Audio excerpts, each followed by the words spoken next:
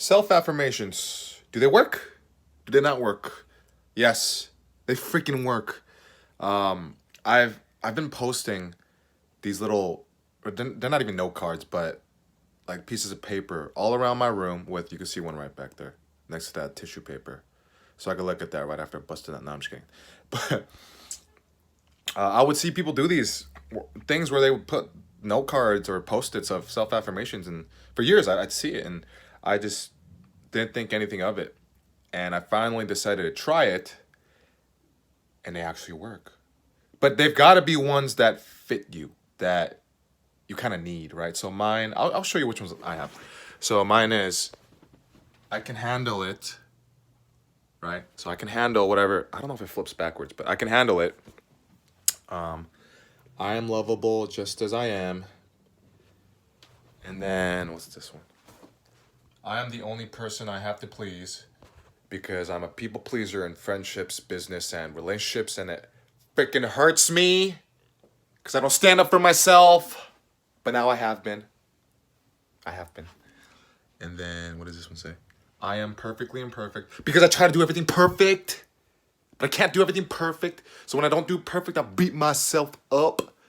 Back there's a bunch of other stuff, but you don't need to know that. You don't need to know that. And then the last one is I am worthy and I deserve the best. Why? Because I grew up thinking that I am not allowed to have good things. And that ties in with, my needs. Like, I'm not allowed to have needs. I put other people's needs before mine. And then that causes resentment. And that makes me turn into a piece of dookie, a mean person who becomes full of resentment. Yeah. And it's good too because you can get lost in your head, and they say you can meditate when you feel like that, or you can, what else? I don't, they say you can do a bunch of other stuff, or clear the mind. But when you have